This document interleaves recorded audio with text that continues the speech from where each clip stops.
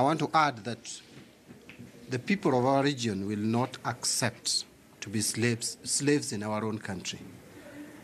As it is now, we are slaves in our own country. The people of Uganda, the Uganda security comes not once, not twice, many times past the boundary of Kenya and Uganda, right inside Kenya, and terrorize, even at times take money from the fishermen from the Kenyan side. And this is something that we have talked about for years and years. I remember in the 10th Parliament when the issue of Migingo was very, very hot. Some of us even went all the way to Uganda. I remember we went with the MP for Nyatike then. We went also with the Minister for Foreign Affairs then and International Relations, the Honorable Moses Wetangula.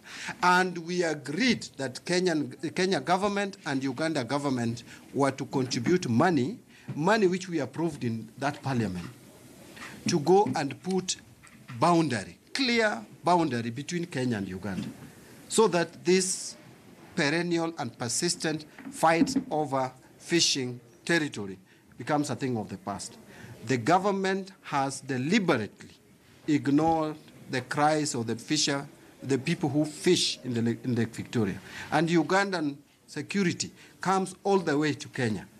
They do not only come to Migingo, to occupy Migingo Island, or even Remba Island, or even other islands like Ringiti. They even come to island like Kiwa, which is just right inside Kenya.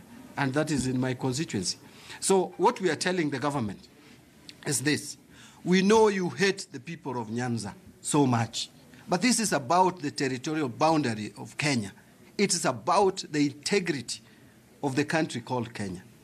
The president, Uhuru Kenyatta, who purports to be president, the one thing that he swore to do was to protect our territorial integrity. And as we speak, he has done nothing for the 4.5 years that he has been the president. Before even we start talking about self-determination, etc., we are still in the country called Kenya. We are still in one united nation called Kenya. I want to speak to our security forces and speak directly to Inspector General Boynet, who is responsible for internal security, because this is not even a matter of international security. This is not a matter of defense on our country. This is about some people coming inside Kenya. It is about internal security of our country. We don't even want to call them security forces from Uganda because we don't know. We don't know whether they are thugs, which has no connection with the government of Uganda. So what we expect, Inspector General, whom we put his office as an independent office in the Constitution, taking instruction from no one but himself, must come out clearly and defend the people of Kenya from unnecessary attacks, from frustrations that is ongoing. And we are not going to allow this to continue further, lest we are told where we belong. If we don't belong to this country, we should be told that you don't belong to Kenya so that we find where we belong.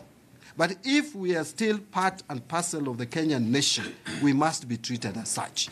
Inspector General of Police sent so many police officers to Nyanza in the eve of the so-called October 26th election, with machines, with vehicles, with a lot of things. Why can't we deploy that kind of force to protect the people of Kenya when we deploy them to protect ballot boxes, which were meant to conduct an illegal exercise?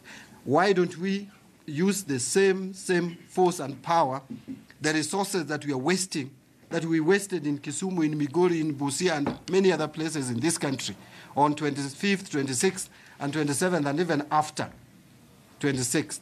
Why can't we deploy the same resources?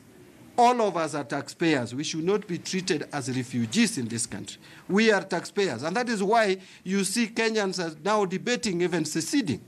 Because when you have a system, a government that does not regard you, that does not treat you as if you belong to this country. Then the next question you ask, then why do I continue to pay taxes in this country?